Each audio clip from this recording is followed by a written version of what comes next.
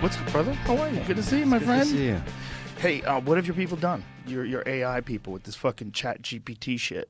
This scares the fuck out of me. It's your people. What do you mean? Your AI people. Your wacky coders. What have you done? Yeah, it's super interesting. Fascinating. Language models, I don't know if you know what those are, but that's the general systems that underlie ChatGPT and GPT. They've been progressing over the past maybe 4 years aggressively. There's been a lot of development. GPT-1, GPT-2, GPT-3, GPT 3.5. And ChatGPT, there's a lot of interesting technical stuff that maybe we don't want to get into. Sure, let's get into it. Well, I'm fascinated by it. So ChatGPT is based fundamentally on a 175 billion parameter neural network that is GPT-3. And the rest is what data is it trained on and how is it trained. So you already have like a brain, a giant neural network, and it's just trained in different ways. So GPT-3 came out about 2 years ago, and it was like impressive but dumb in a lot of ways. It was like you would expect as a human being for it to generate certain kinds of text, and it was like saying kind of dumb things that were off. And you're like, all right, this is really impressive, but it's not quite there. You can tell it's not intelligent. And what they did with GPT 3.5 is they started adding more and different kinds of data sets there. One of them, probably the smartest neural network currently, is Codex, which is fine-tuned for programming. Like it was trained on code, on programming code.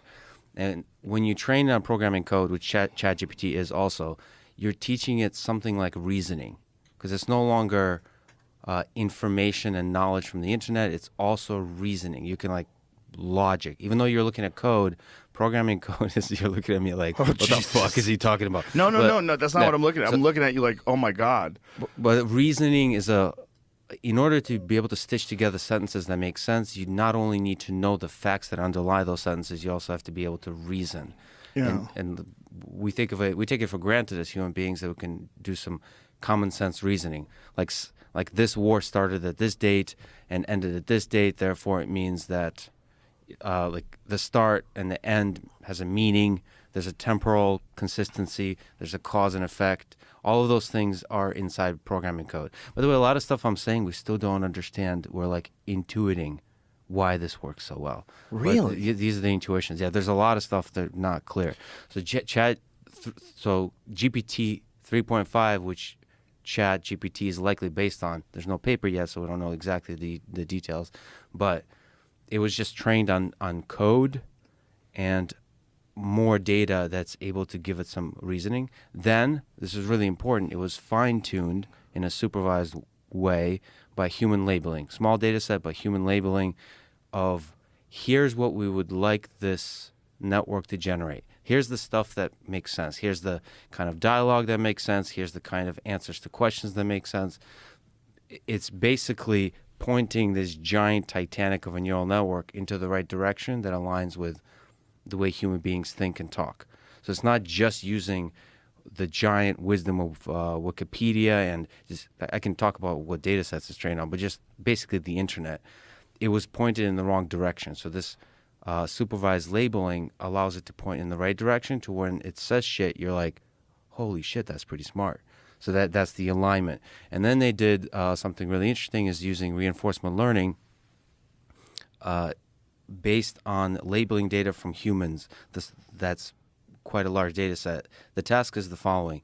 You have this smart GPT 3.5 thing generate a bunch of text, and humans label which one seems the best. So ranking. Like you ask it a question.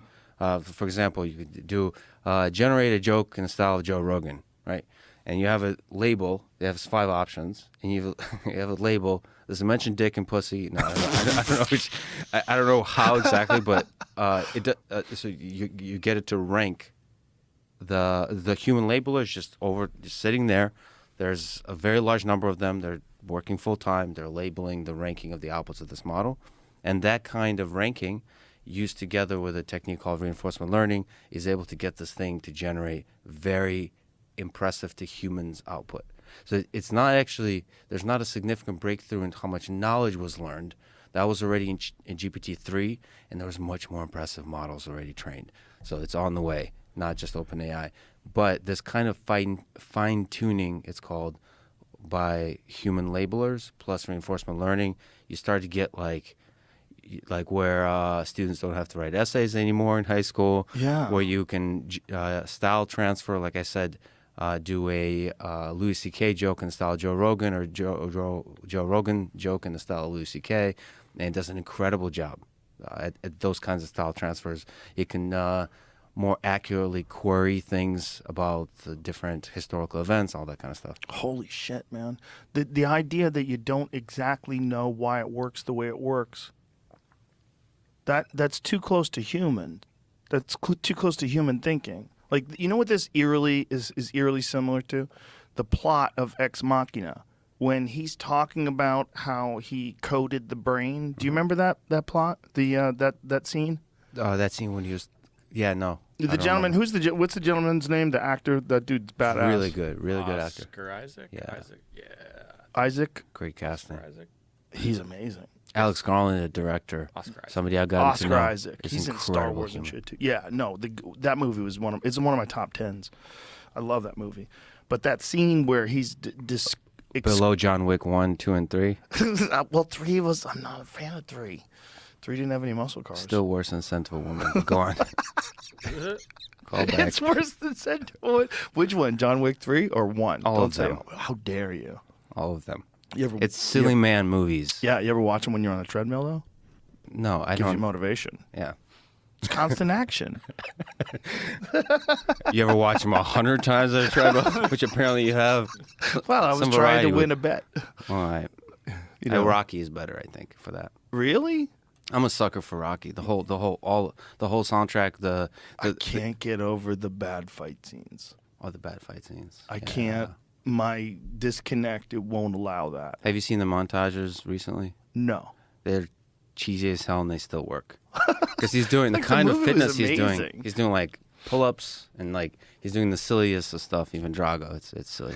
Anyway, It's so, there's so much corny to the actual physical confrontations. sure. Like, as an analyst, you know, I'm like, come on, it doesn't work like this. Which is the interesting things about Ex Machina for me as somebody who knows about AI and robotics. It doesn't, the corny signal doesn't. What is this? So this is the one when he's in Russia doing the old school training, running in the snow, jogging in the snow, and that's supposed to be badass.